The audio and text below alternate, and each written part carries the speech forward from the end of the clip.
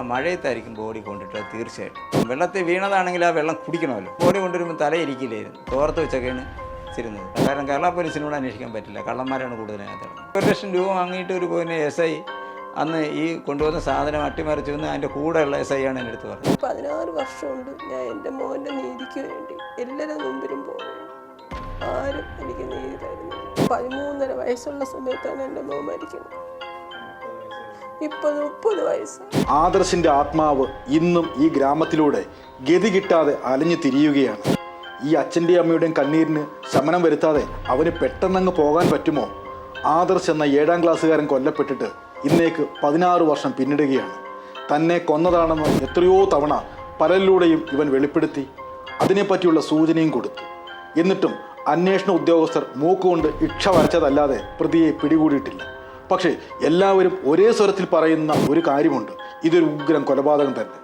വീട്ടിൽ നിന്നും പാല് വാങ്ങിക്കാൻ പോയ ഈ മിടുക്കൻ പയ്യനെ പിന്നെ കാണുന്നത് വീടിനടുത്തുള്ള വാഴത്തോട്ടത്തിലെ ഒരു കുളത്തിലാണ്. ഒറ്റ നോട്ടത്തിലറിയാം ഈ കുട്ടിയെ കൊന്നു തള്ളിയതാണെന്ന്. അവന് മാത്രം അറിയാവുന്ന എന്തോ രഹസ്യം പുറത്തറിയാതിരിക്കാൻ ആരോ ചെയ്ത കൊടും ക്രൂരത. ആദർശിന്റെ ആത്മാവിന് ഇനിയെങ്കിലും മോക്ഷം കിട്ടുമോ? അവനെ കൊന്നു തള്ളിയ ആ ക്രൂരനെ ഇനിയെങ്കിലും പിടികൂടുമോ? ഇത് രണ്ടാമത് 10.5 വർഷങ്ങൾക്ക് ശേഷം എൻ്റെ മോൻ്റെ കല്ലറ തുറന്ന് അവർ പരിശോധിച്ച റിപ്പോർട്ടാണ്. ഇതാ കുളം ഇറക്കണണ്ട. 3 വർഷം കഴിഞ്ഞപ്പോൾ അവർ കുളം ഇറച്ചതാണ്. പ്രതികളെ തീർച്ചപ്പെടുത്തിയെന്നും പറഞ്ഞ് അവർ തന്ന ഒരു റിപ്പോർട്ടാണ് നമുക്കിത്. ഇത് ആദർശിൻ്റെ ഡ്രസ്സ്. അന്ന് ആദർശ് ഉപയോഗിച്ചിരുന്ന സ്കൂളിൽ അന്ന് പരീക്ഷയ്ക്ക് ഇട്ടുകൊണ്ട് പോയിട്ട് വന്ന ഷർട്ടാണിത്. അന്ന് യൂണിഫോം ഷർട്ട് അമ്മ ഇട്ടുകൊണ്ട് പോയിട്ട് വന്നതാണ് അവൻ കൊല്ലപ്പെടണേനും 5 ദിവസത്തേക്ക് മുമ്പ്. ഇതും അവൻ്റെ ഡ്രസ്സാണ്. ഞാൻ ഇത് ഇന്നും സൂക്ഷിച്ചു വെച്ചിട്ടുണ്ട്. ഈ 16 വർഷം ഏകദേശ രൂപമുള്ളവരെല്ലാം നമ്മൾ പറഞ്ഞു കൊടുത്തിട്ടുണ്ട്. അവർക്ക് പറഞ്ഞു കൊടുക്കാതെ ഒന്നുമില്ല. നമ്മൾ പറഞ്ഞു കൊടുത്തിട്ടുണ്ട്, കാര്യങ്ങൾ കൊടുത്തിട്ടുണ്ട്. ഇതിനിടയ്ക്ക് ഒരുപാട് കാര്യങ്ങളുണ്ടായി. അതെല്ലാം അവരുടെ അടുത്ത്, പോലീസിൻ്റെ അടുത്തും. അപ്പോഴവർ നമുക്ക് പ്രൊട്ടക്ഷൻ തരാമെന്ന് പറഞ്ഞു. അവർ എത്ര നാൾ പ്രൊട്ടക്ഷൻ തരും നമ്മളവിടെ താമസിച്ച? അവിടെ ഒരു പയ്യനുണ്ടായിരുന്നെന്നാണ് ആദ്യമേ ഇങ്ങനെ വേറെ 2-3 പയ്യന്മാരെ ഇങ്ങനെ ചെയ്തിട്ടുണ്ടെന്ന് അവിടെ പറഞ്ഞ് എനിക്കറിയാം. എന്നെ അവിടെ കൊണ്ടുവന്നപ്പം അല്ലാതെ എനിക്കറിയില്ല. അപ്പം അങ്ങനെ ചെയ്തിട്ടുണ്ട്. അവനെ ഒരുപാട് ഉപദ്രവിച്ചു. പക്ഷെ അവനെ കൊണ്ടുവന്ന് കിടത്തുമ്പോൾ അവൻ്റെ കഴുത്ത് അന്ന് അവർ ഓടിച്ചെന്നുള്ളത് 2 കൈയോടെ ഇങ്ങനെ വാരി പൊക്കിയെടുക്കുമ്പം കഴുത്ത് കിടന്ന് അടിക്കുകയായിരുന്നു.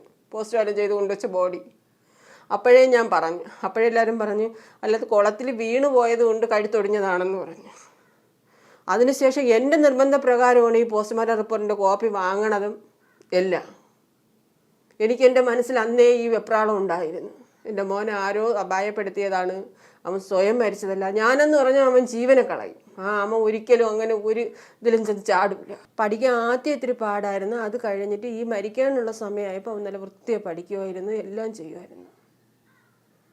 ആദ്യം അവൻ്റെ ചെറിയ കുഴപ്പമുണ്ടായിരുന്നു. ഒരു ഞരമ്പിനൊരു ചെറിയ പ്രോബ്ലം ഉണ്ടായിരുന്നു. അപ്പോഴേ ബ്ലഡ് ഇങ്ങനെ ബായി കൂടെ ചാള് വരുമായിരുന്നു. അങ്ങനെ അതെല്ലാം ഞാൻ ട്രീറ്റ്മെൻറ്റ് ചെയ്ത് അവൻ്റെ ട്രീറ്റ്മെൻറ്റ് എല്ലാവരും മെഡിക്കൽ കോളേജ് SIT പോയി പോലീസുകാർ എടുത്തിട്ടുണ്ട്. അതെല്ലാം ചെയ്ത് അതെല്ലാം മാറി, പൂർണ്ണമായിട്ട് മാറി, എല്ലാം ചെയ്ത ശേഷമാണ് ഈ സംഭവിക്കുന്നത്. ആ സമയത്ത് ഒരു അസുഖമായിട്ടാണ് സംഭവിച്ചു പോയെങ്കിലും നമ്മളത് സഹിക്കും. അന്നും ഞാൻ തന്നെ കൊണ്ടുവിടുന്ന് ഇങ്ങനെ ആക്കിയെടുത്തത് അവന്.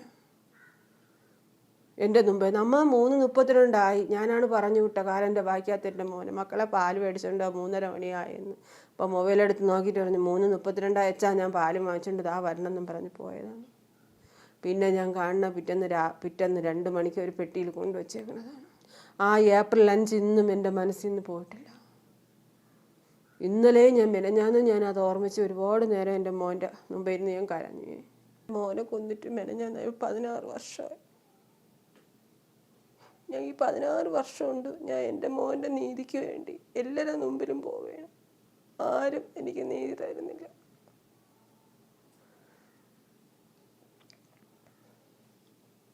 എൻ്റെ മോൻ അന്ന് 13.5 വയസ്സുള്ള സമയത്താണ് എൻ്റെ മോൻ മരിക്കുന്നത്. ഇപ്പോൾ 30 വയസ്സായി. ഏപ്രിൽ 5-ാം തീയതി 16 വർഷമായി എൻ്റെ മോനെ കൊന്നിട്ട്. ഇന്ന് വരെ എൻ്റെ കണ്ണീര് തോന്നിട്ടുമില്ല. അവർ നീതി തന്നിട്ടുമില്ല എനിക്ക്. ഞങ്ങൾ CBIക്ക് കൊടുക്കാൻ വേണ്ടി അവരെല്ലാം കാല് പിടിച്ച് എല്ലാവരുടെയും ചോദിച്ചു.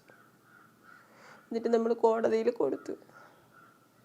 നമുക്ക് നീതി വേണം. ഇല്ലെങ്കിൽ പിന്നെ ഞങ്ങൾ അച്ഛനും അമ്മയെന്നും പറഞ്ഞ് എന്തിനു ജീവിക്കണത്? ഞങ്ങൾക്ക് ആരുമില്ല. അതാണ്ട് ഇങ്ങനെ ഇരിക്കണ ഒരു മനുഷ്യൻ. ഇപ്പം ആ മോൻ ഉണ്ടായിരുന്നെങ്കിൽ ഞാനൊരു രോഗിയും ചേട്ടൻ ഒരു രോഗി, രണ്ടുപേരും രോഗികളാണ്. ഞങ്ങൾക്ക് ആരും സഹായവും ഇല്ല. 2009 ഏപ്രിൽ 5-ാം തീയതി ഞായറാഴ്ച ദിവസമായിരുന്നു. അപ്പോൾ ഞാൻ തിരുവനന്തപുരത്താണ് ജോലി ചെയ്തിരുന്നത്, ആംബ്രോസിയ കമ്പനിയിൽ. അപ്പോൾ അവിടെ ഞായറാഴ്ച കൂടി ഞാനങ്ങ് വീട്ടിൽ വന്ന് വീട്ടിലുണ്ടായിരുന്നു. ഇപ്പം പാല് വാങ്ങിക്കാൻ എല്ലാ ദിവസവും കടയിൽ പോയി വാങ്ങുമായിരുന്നു. എൻ്റെ ഒരു മാമിയുടെ കടയാണിത്. ആ കടയിൽ പോയി എല്ലാ ദിവസവും പാല് വാങ്ങി വീട്ടിൽ കൊണ്ടുവന്ന് ചായയിട്ട് കുടിക്കുക. അപ്പോൾ സ്കൂളിൽ പോയിട്ട് വരുമ്പോൾ അച്ചോട്ട് വരുന്നത്. അപ്പോൾ സ്കൂൾ അടച്ചപ്പോൾ പാല് വാങ്ങിക്കാൻ പോയതാണ്. വീട്ടിൽ റിലയൻസിൻ്റെ മൊബൈലായിരുന്നു. മൊബൈലിൽ നോക്കിയിട്ട് 3:32 സമയം പറഞ്ഞിട്ട് പോയതാണ്. അങ്ങനെ 4:30 വരാതിരുന്നപ്പോൾ തിരിച്ച് കാണാതിന് ഞാൻ ഏല വഴി, വയൽ റോഡാണത്, വരമ്പും വയലും ഒക്കെയാണ്. അന്ന് മരിക്കുമ്പോൾ 13 വയസ്സും 5 മാസം. തിരക്ക് ഇപ്പോൾ ഒരു കാണുന്നില്ല.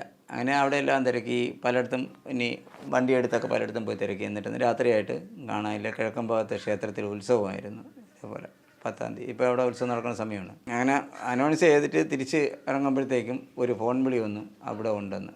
അങ്ങനെയാണ് അറിയണത് കുളത്തിലുണ്ടെന്ന് നാട്ടുകാർ പറഞ്ഞറിയണത്. അപ്പോൾ ഈ കുളം എന്ന് പറയുന്നത് റബ്ബർ നഴ്സറിക്ക് വെള്ളം കോരാൻ വേണ്ടിയിട്ട് എടുത്തിരുന്ന കുളമാണ്. ആ കുളം അറിയാവുന്ന കുറച്ചൊരു എല്ലാവർക്കും ഒന്നും അറിയാം, എനിക്ക് പോലും അറിയില്ലായിരുന്നു. വയലിൻ്റെ നടുക്കാണ്, ഏറ്റവും വ്യാപ്തിയുള്ള ഏരിയയാണ്. അതിൻ്റെ സെൻറ്ററിലായിട്ടുള്ളതാണ് കുളം. ചതുരത്തിൽ ഒരു 5 അടി കൂടെ 6 അടിക്കകത്തുള്ള വീതി, എല്ലായിടത്തും ഒരേപോലെ ചതുരം സ്ക്വയറായിട്ട് കിടക്കുകയാണ്. അപ്പോൾ ഒരാൾ കിടന്നാൽ നമുക്ക് അറിയത്തില്ല. അതിന് തൊട്ട് മുമ്പ് ഞങ്ങളവിടെ പോയി നോക്കിയത്. അതിൻ്റെ തൊട്ട് മുകളിലത്തെ വയലിൽ അന്ന് നെൽകൃഷി കഴിഞ്ഞിട്ട് ഇട്ടൊക്കെയായിരുന്നു. ആ നെല്ല് എല്ലാം കൊയ്ത് അതിൻ്റെ അതിലേ കൂടെ നടന്നു പോയി. മഴ പെയ്തപ്പോൾ നമ്മൾ നടന്ന് അതുവഴി പോയി നോക്കി. അപ്പോൾ ഒന്നും കിടപ്പില്ല. വാഴ വെട്ടിയ ചുവന്ന വാഴയാണ്, ചുവന്ന കപ്പ വാഴയുടെ കൊല വെട്ടിയ തണ്ടുകൾ മാത്രമേ ഇങ്ങനെ വയലിൽ കിടപ്പുണ്ടായിരുന്നു. അവിടെയാണ് കിടന്നതെന്ന് പറയുന്നുണ്ട്. അപ്പോൾ ഇവൻ്റെ ചെരുപ്പും പാൻറ്റും നനയാതെ രീതിയിൽ ഭയങ്കരമായ മഴയായിരുന്നു. ആ മഴയിൽ ഏപ്രിൽ മാസമാണെങ്കിലും ഭയങ്കരമായ മഴ പെയ്ത് വെള്ളം നിറഞ്ഞൊഴുകി വയലിൽ കൂടെ ഇങ്ങനെ സമാന്തരമായിട്ട്. ആ വെള്ളത്തിൽ നനയാതെ മഴ തോന്നുമ്പോഴാണ് ചെരുപ്പും പിന്നെ ഈ പാൽക്കുപ്പിയും മണ്ണ് പോലും വീഴാതെ കിട്ടിയത്. പിന്നെ ഇവൻ്റെ പാൻറ്റ് ഊരി വെച്ച നിലയിൽ അത് നനഞ്ഞിട്ടില്ലായിരുന്നു. അപ്പോൾ ഈ മഴയ്ക്ക് ശേഷം കൊണ്ടുവച്ചതാണ്. ആ മഴയത്തായിരിക്കും ബോഡി കൊണ്ടിട്ടത് തീർച്ചയായിട്ടും. പിന്നെ അന്നത്തെ അതിൽ ഉറപ്പ്, വെള്ളത്തിൽ വീണതാണെങ്കിൽ ആ വെള്ളം കുടിക്കണമല്ലോ. അപ്പോൾ പോസ്റ്റ്മോർട്ടം ചെയ്യുമ്പോൾ ഫസ്റ്റ് പോസ്റ്റ്മോർട്ടത്തിൽ തന്നെ ശ്വാസകോശത്തിൽ ചെളി കയറുകയോ വെള്ളം കുടിക്കുകയോ ചെയ്തിട്ടില്ല. ആ വയലിലെ വെള്ളം കുടിച്ചിട്ടില്ല. അവൻ കഴിച്ച ആഹാരം മാത്രം, നമ്മളെ വീട്ടിൽ ഇരുന്ന് കഴിച്ചിട്ട് പോയ ആഹാരം മാത്രമേ അവനിലുണ്ടായിരുന്നുള്ളൂ. അതെല്ലാം കറക്റ്റ് കൺഫേമായി. ലോക്കൽ പോലീസ് ഇന്ന് ഈ കേസ് മുങ്ങിപ്പോണൊരവസ്ഥ വന്നപ്പോഴത്തേക്കും അവർക്ക് തെളിവില്ലെന്ന് പറഞ്ഞ് കറക്റ്റ് തിരിച്ച് കൊണ്ടുപോയതാണ് ആരോ. അപ്പോൾ അത് കഴിഞ്ഞ് അത് പിന്നെ ക്രൈംബ്രാഞ്ചിലേക്ക് മാറ്റപ്പെട്ടു. പാങ്ങോട് സ്റ്റേഷനിൽ നിന്ന് കിളിമാനൂർ സ്റ്റേഷനിലേക്ക് മാറ്റി. കിളിമാനൂർ സി ആയിരുന്നു. കിളിമാനൂർ സി ആയിരുന്നു ആ കേസ്. അവിടെ 10-30 പേരെ വിളിച്ചു വരുത്തിയിട്ട് ഞങ്ങളെ മൊഴിയെടുക്കാതെ വൈകുന്നേരം എഴുതി. അവിടുത്തെ CI വേറെ ഈ പണിഷ്മെൻറ്റ് ട്രാൻസ്ഫർ വന്ന ഒരാളായിരുന്നു. പുള്ളിക്കാരൻ മൈൻഡ് ചെയ്യണില്ല. അങ്ങനെ അവിടെ വിളിച്ചപ്പോഴത്തേക്കാണ് കേസ് ഇങ്ങനെ മാറ്റട്ടെ അതിനോട് ചോദിച്ച് അങ്ങനെയാണ് ക്രൈംബ്രാഞ്ചിൽ കൊടുക്കുന്നത്, ക്രൈംബ്രാഞ്ചിക്ക് മാറ്റാൻ ശ്രമിക്കുന്നതും. അന്നത്തെ MLAയോടൊപ്പം പോയിരുന്നാണ് പിന്നെ കോടിയേരി ആയിരുന്നു അന്ന് പിന്നെ ആഭ്യന്തര വകുപ്പ് മന്ത്രി. അദ്ദേഹത്തെ ചേംബറിൽ പോയി ഇതിൻ്റെ പേപ്പറുകളെല്ലാം കൊടുക്കുന്നതും അതിൻ്റെ ഉയർന്ന ഉദ്യോഗസ്ഥർ വന്ന് ഏറ്റുവാങ്ങുന്നതും ഞങ്ങളോടൊപ്പമായിരുന്നു. ഗംഭീരമായ അന്വേഷണമാണ് തുടക്കം ഇട്ടത്. പക്ഷേ പകുതിയായപ്പം അത് ഇട്ടിട്ട് പോയി. പിന്നെ അതിങ്ങനെ നീണ്ട് പോയി. 10.5 വർഷങ്ങൾക്ക് ശേഷമാണ് റീപോസ്റ്റ്മോർട്ടം നടക്കുന്നത്. ബോഡിയിൽ ഒരുപാട് ഒടിവുകളും ചതവുകളും ഉണ്ടായിരുന്നതായിട്ട് അതിൽ റിപ്പോർട്ടുണ്ട്. കൈയും കാലുമൊക്കെ ഒടിക്കുകയും കഴുത്ത് പിടിച്ച് ഒടിക്കുകയൊക്കെ ചെയ്തതാണ്. അന്നും ബോഡി കൊണ്ടുവരുമ്പോൾ തലയിരിക്കില്ലായിരുന്നു, തോർത്ത് വെച്ചൊക്കെയാണ് ചിരുന്നത്. അപ്പോൾ നമ്മൾ വിചാരിച്ചത് ഇപ്പോൾ എവിടെ വീണതായിരിക്കുന്നില്ലേ ആയിരിക്കുന്നു. അത് കഴിഞ്ഞിട്ടാണ് അന്നുണ്ടായിരുന്ന ഒരു കടയ്ക്കലിൽ നിന്ന് അറിയിപ്പ് കിട്ടുന്നത്. എന്നിട്ടും ഇവർ പോസ്റ്റ്മോർട്ടം റിപ്പോർട്ട് തരാൻ ഒരുപാട് നാൾ വെച്ച് വിട്ടു. അത് കൊന്ന് കൊണ്ടിട്ടതാണ്. കാര്യം എന്ന് വെച്ചാൽ മഴയ്ക്ക് മുമ്പ് വരെ ഞങ്ങളെല്ലാവരും പോയി നോക്കിയതാണ്. ഈ നോക്കിയ കുളത്തിൽ അന്ന് അപ്പോഴൊന്നുമില്ല, വാഴപ്പീണ്ടി മാത്രമേ കിടപ്പുണ്ടായിരുന്നുള്ളൂ. വെള്ളം നിറഞ്ഞു വന്ന് ബോഡി മുകളിലോട്ടല്ലേ വരുള്ളൂ, താഴോട്ട് പോകില്ലല്ലോ. ഞങ്ങൾക്ക് വ്യക്തിപരമായിട്ട് ആളുകളെ പറയാൻ പറ്റില്ല. പക്ഷേ പലരെയും സംശയം ഉണ്ടായിരുന്നു. അത് എല്ലാവരെയും പോലീസിന് കാട്ടിക്കൊടുത്തു. പക്ഷേ അവർ പറഞ്ഞു ഇതിനകത്ത് ഒരു തെളിവെന്ന് പറയുന്നത് ഇതിനകത്തൊരു ടെസ്റ്റ് നടത്തിയിട്ടുണ്ട്. ഈ പാൻറ്റിൽ ബ്ലഡും മറ്റ് സാധനങ്ങളും ഉണ്ടായിരുന്നു. അത് നടത്തിയപ്പോൾ അതിന് മാച്ചിങ് ടെസ്റ്റ് എന്ന് പറഞ്ഞ് കുറേ പേരെ കൊണ്ടുവന്ന് ഇപ്പോൾ 1 വർഷം മുമ്പ് വരെയും ഈ പാലോട് ആശുപത്രിയിലും പേരൂർക്കട ആശുപത്രിയിലും 25-30 പേരിനകത്തുള്ള ആൾക്കാരെ കൊണ്ടുപോയി ഇതുപോലെ എല്ലാം എടുത്ത് അതിനൊന്നും ഒരു തെളിവും കിട്ടിയില്ലെന്ന് അവർ പറയണത് നമുക്കറിയാൻ പറ്റില്ല. പിന്നെ പ്രതികളെന്ന് സംശയിക്കുന്ന ആൾക്കാരെ പലരും അവരെ കൊണ്ടുപോവുകയും പിന്നെ അവിടെ നിന്നൊക്കെ സ്ഥലം വിട്ടു പോവുകയും ചെയ്തിട്ടുണ്ട് ഈ സ്ഥലത്തുനിന്ന്. പിന്നെ ഒരാളിൻ്റെ ഈ ബ്ലഡും ബീജം എടുത്തത് പിന്നെ അന്ന് അട്ടിമറിക്കപ്പെട്ടതായിട്ട് അന്ന് ആക്ഷേപം ഉണ്ടായിരുന്നു ക്രൈംബ്രാഞ്ചിൽ. അന്നിരുന്ന ഒരു SI പൈസ വാങ്ങിച്ചുകൊണ്ട് 1 ലക്ഷം രൂപ വാങ്ങിച്ചുകൊണ്ട് ഇത് മാറ്റി കൊടുത്തു എന്നൊക്കെ അന്ന് അലിഗേഷൻ ഉണ്ടായി. അന്ന് DYSP വിളിച്ച് പറഞ്ഞായിരുന്നു. അപ്പോൾ DYSP പറഞ്ഞാൽ അത് നമുക്ക് പിന്നെയും ചെയ്യാമെന്ന് പറഞ്ഞു പോയി. ആ പുള്ളി അങ്ങ് പെൻഷനിൽ പോയി. രഘു സാറായിരുന്നു കൊല്ലത്തുള്ള. അദ്ദേഹമാണ് ഈ കേസിന് ഒരു തുമ്പുണ്ടാക്കിയത്. അത് കഴിഞ്ഞിട്ടാണ് പിന്നെ ബൈജു സാറുണ്ടായിരുന്നു ഈ ഇവിടെയുള്ള കല്ലറയിലുള്ള. അപ്പോൾ പുള്ളിക്കാരനാണ് ഇരിക്കുമ്പോഴാണ് ഇത് പിന്നെ കുളം പറ്റിക്കലും കാര്യങ്ങളും ഒക്കെ നടത്തുന്നത്, റീപോസ്റ്റുകൾ നടക്കുന്നതും അതൊക്കെ ആ കാലഘട്ടം. ഇതിനകത്ത് ഒരുപാട് കേസുകൾ ഇങ്ങനെ സംഭവങ്ങൾ നടക്കുകയും പലരെയും അട്ടിമറിക്കപ്പെടുകയും നടന്നിട്ടുണ്ടെന്ന് 100% ഉറപ്പാണ്. അതിനുശേഷം ഞാൻ കോടതി കൊടുത്തു, കോടതി അവരെ വിളിപ്പിച്ചു. അപ്പോൾ വീണ്ടും അന്വേഷണ ഉദ്യോഗസ്ഥരെ മാറ്റി വീണ്ടും പുനരന്വേഷണത്തിന് മുഖ്യമന്ത്രിക്ക് നേരിട്ട് പരാതി കൊടുത്തു ഞാൻ. അപ്പോൾ അന്ന് മുഖ്യമന്ത്രി പറഞ്ഞ് അവിടെ കൊടുക്കാൻ പറഞ്ഞ് ഡെപ്യൂട്ടി സെക്രട്ടറിക്ക് കൊടുത്തു. ഡെപ്യൂട്ടി സെക്രട്ടറി പറഞ്ഞ് ഇനി ഇത് വച്ചിരുന്നാൽ പറ്റില്ല എന്ന് പറഞ്ഞിട്ട് എഴുതി തന്നു. പക്ഷേ ആ പേപ്പറൊന്നും അല്ലാതെ അവർ CBI കൈമാറണമെന്നുണ്ടെങ്കിൽ ഇതുവരെ നടന്നിട്ടില്ല. അവരെ വെച്ച് ചവിട്ടുകയാണ് ഇതിനകത്ത്. ഈ കേസ് വിടുന്നില്ല. ലൈംഗികമായി ചൂഷണം ചെയ്തെന്നുള്ളതല്ല അങ്ങനെ ഉണ്ട്. അതാണ് ബ്ലഡും ബീജം എന്ന് പറഞ്ഞത് അവൻ്റെ പാൻറ്റിൽ.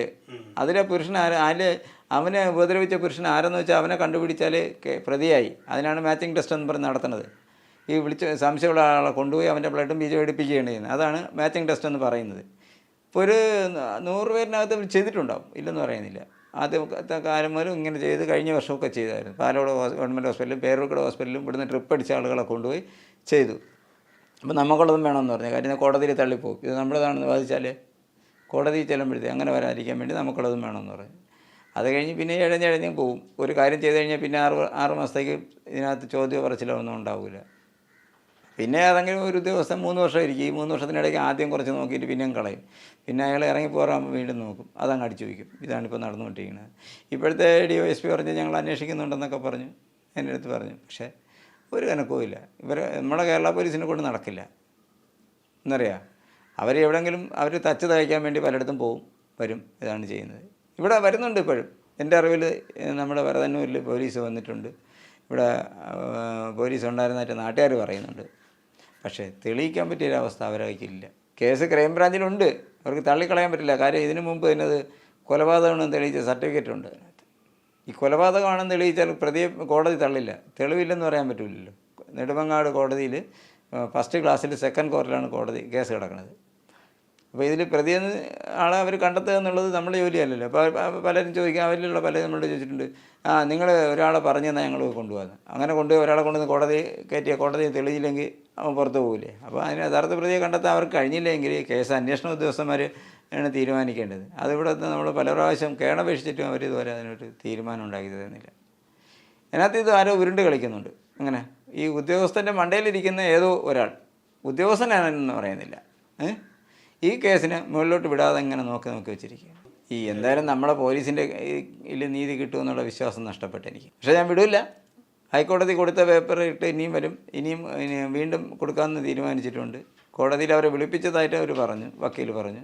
കാരണം കേരള പോലീസിനോട് അന്വേഷിക്കാൻ പറ്റില്ല. കള്ളന്മാരാണ് കൂടുതൽ അതിനകത്ത് കിടക്കുന്നത്. സത്യസന്ധന ഓഫീസർ വന്നാൽ അതിൻ്റെ കൂടെ നിൽക്കുന്നത് ഊറ്റിക്കൊണ്ട് പോകാൻ പറ്റുമെന്ന് നോക്കും. ഇതിനകത്ത് പ്രതികളൊന്നും സംശയിക്കണമെന്ന് പറഞ്ഞാൽ നിനക്ക് 5 കൊല്ലം കൊണ്ട് നിനക്ക് ജീവിച്ചിരിക്കാൻ നീ അങ്ങനെ ഞാനെന്ന് പറഞ്ഞാൽ അവൻ്റെ പൈസ വാങ്ങിക്കണവരാണ് ഇവിടെ ഉള്ളത് പലരും. ഉമ്മൻചാണ്ടി സർക്കാരിൻ്റെ കാലത്ത് കിട്ടിയ പേപ്പറുകളാണത്. അവരെ ഒരുപാട് അന്വേഷിച്ചു, പക്ഷേ അന്ന് നടന്നില്ല. അതിന് ശേഷം വന്ന പലരും അന്വേഷിച്ചെന്ന് പറയുന്നതിൻ്റെ കാര്യമില്ല. ഒരു പ്രഹസനം പോലെ അന്വേഷണം നീണ്ടു പോകണതല്ല, അതൊന്നും നടക്കണില്ല. ഉദ്യോഗസ്ഥരുടെ കുഴപ്പമൊന്നും ഞാൻ പറയണില്ല. അതിനകത്ത് എന്തോ ഒരു ഇതുണ്ട്. ഒരു പ്രാവശ്യം അന്വേഷിച്ചാൽ പിന്നെ എനക്കോ അറിയില്ല. ഞാൻ പറഞ്ഞില്ലേ 1 ലക്ഷം രൂപ വാങ്ങിയിട്ട് ഒരു പോയിന് SI അന്ന് ഈ കൊണ്ടുവന്ന സാധനം അട്ടിമറിച്ചു എന്ന് അതിൻ്റെ കൂടെയുള്ള SI ആണ് എൻ്റെ അടുത്ത് പറഞ്ഞത്. അതവിടെ അലിഗേഷനായി. കാര്യം ഈ കൂടെയുള്ള മനുഷ്യൻ നെടുവങ്ങാടുകാരനായി, അയാൾ പെൻഷൻ പറ്റിയായിരുന്നു ആ മാസം. അപ്പോൾ മറ്റേ പറഞ്ഞാൽ ഇവനോട് വിരോധം കൊണ്ടാണ് ചെയ്യണമെന്ന് പറഞ്ഞു. ഞാൻ പറഞ്ഞു വിരോധമൊന്നുമല്ല, അയാൾ ഈ കൊണ്ടുപോയ സാധനം അട്ടിമറിച്ചിട്ട് വേറെയാണ് ലാബിൽ കൊടുത്തതെന്ന്. ഒരു അതായത് സംശയമുള്ള 1-2 പേരെ പറഞ്ഞിട്ടുണ്ട്. ആ 2 പേരിൽ അവർ വീണ്ടും ടെസ്റ്റ് നടത്തണമെന്ന് പറഞ്ഞ ആളിനെ അവർ ചെയ്തില്ല.